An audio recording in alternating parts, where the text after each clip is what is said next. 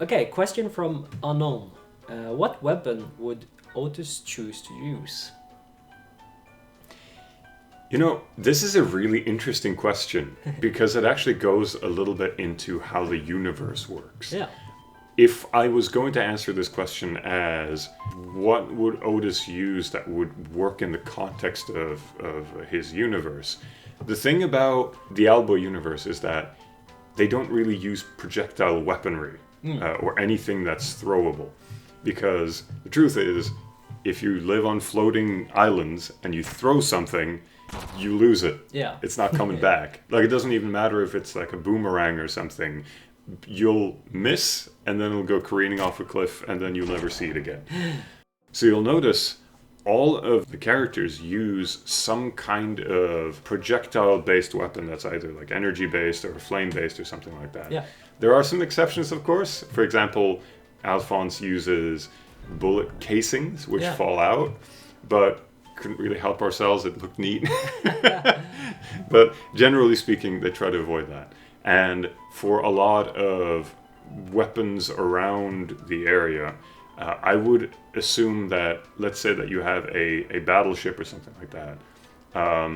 If they're not being completely wasteful, like the pirates are, they would probably fire out something like a chain or something that they would then retract and then do it again.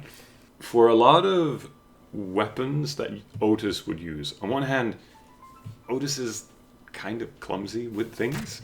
He's good at carrying things, and he's good at flying, but he's not so good at like swinging a sword or something. And I could, if you imagine him holding a sharp object, he would probably cut his cloak. Yeah, that's exactly why I envision him using just a stick. A stick? Yeah, like in Zelda, you know. In Ocarina of Time, you could use like a stick. True. I guess you could drop a stick, but then again, like he would be able to catch it. He would be one of the few people that would be able to catch it. Yeah.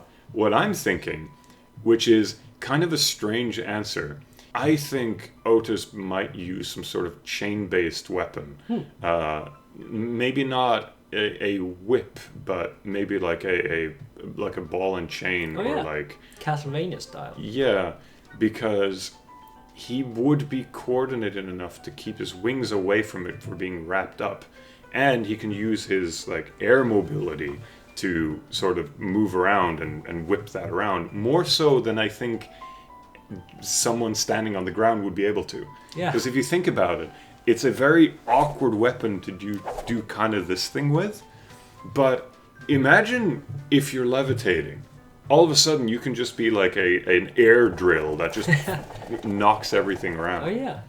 So that would be my answer if we're like, what would be practical within the universe?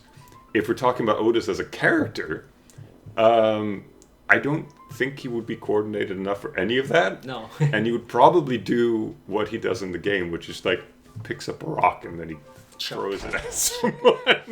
I don't know, ever since you did that April's Fool's drawing of Otis, where it's like the owl apocalypse, you've drawn him with like a beefed up body and carrying and a shotgun. That's kind of what I imagined. Yeah. Owlboy 2. Owlboy The 2. Revenge. Yeah. I mean, Alphonse has a musket. Yeah. So I guess it's not unheard. Not far out. I just don't, it's like, it just doesn't work in my... No. No. Otis is a pacifist, and that's fine. Yeah.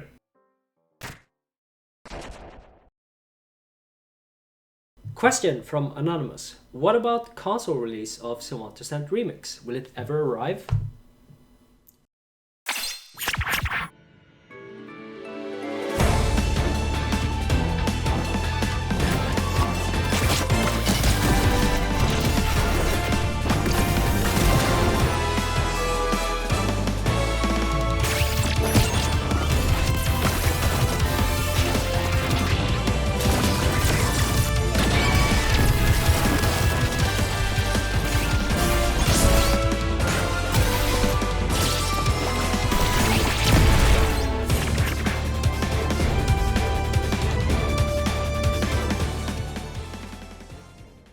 Yes! Yes, it will! In fact, if you look at the Switch store page, you'll see that there's a listing for Savant Descent Remix. Yes.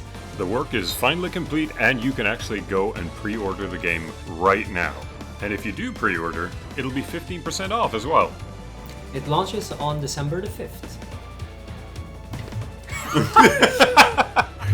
Thank you so much for being so patient with us. The Switch version is finally ready, and I hope you enjoy. From Soul Error, character design-wise, were the characters designed with their pixel art form in mind? You know what? Yes. Initially, like, a lot of you have already seen the very early sketches that I made on my nightstand while I still lived at home, I think, where I just had this idea of Otis, and I drew him. He wasn't perfectly formed at that point, but he was very close. And then later I drew a sort of updated sketch of him, and it was much closer to how he looks in his final iteration. But I mean, I've mentioned this 100 times that I went through a ton of different designs, and then as I was experimenting with, I think I was close to either picking like someone that flies with their pigtails or a humanoid seagull. Yeah. That's when I came up with Otis, and based on that little sketch that I did, I created a sprite for that very, very early. If we had actually stuck with kind of what would work best for an illustration, I might have picked a very different face. But because I shrunk it down early and started experimenting with features, that's how Otis ended up the way that he is. Like, there is a very important part of character design. Yes, everyone talks about the silhouette and everyone talks about the noticeable elements and all that, but when you're working on a sprite, if you can't see the character's expression, and if the face is not highlighted in a way that emphasizes the parts that you want, then it's very difficult to continue working on that sprite because you're going to have so much extra work. And part of the idea that I wanted with Otis was those, like, what I call the Mickey Mouse era eyes. Yeah.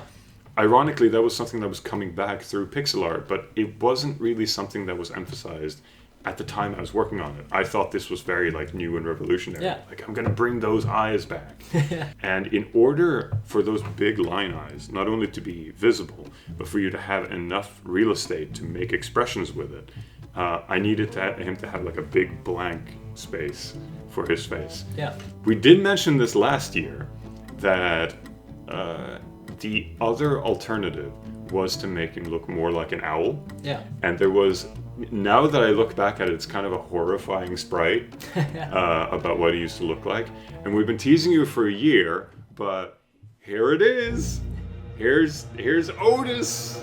This is what he might have looked like. You happy now? Yeah. Congratulations. He's horrifying. But yes, the sprite was very instrumental to getting his design right. Yeah.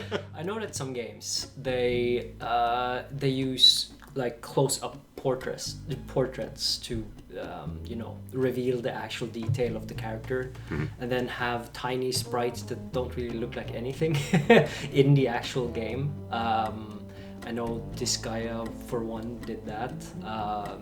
But in Owlboy, you actually animated all the characters talking, all their expressions, so their design needed to come through with the pixel art in mind, right? Yeah, that was actually a choice that we made very early on. I'm a big fan of the art style of Breath of Fire 4, and I love the portraits. And part of that art style got moved over to stuff like Mega Man Battle Network and those games, where you have the dialogue box and then you have the little portrait in the bottom left corner where you have the character talking. And we actually had this conversation early on where we were like, it would be a lot more economically sound to have the portrait there so that the player will be looking at the portrait and then read the text, and they won't mind so much the sprite. It saves you a lot of time. The thing is, whenever I'm playing something, I'm annoyed that I'm not looking at the characters. Yeah. Because then you'll be like, I'm looking over here. They're saying a thing. The character took a few steps, but they don't emote in any way. They just took a step, and then the portrait changes, and then I'm like up and down and up and down, and why even have the characters on screen then? So even though it was a lot more work, having the characters actually emote what they're supposed to, I feel helps draw you in with the scene, because now you're not thinking of the characters that are standing there as an abstraction. They're actually what's happening. Yeah.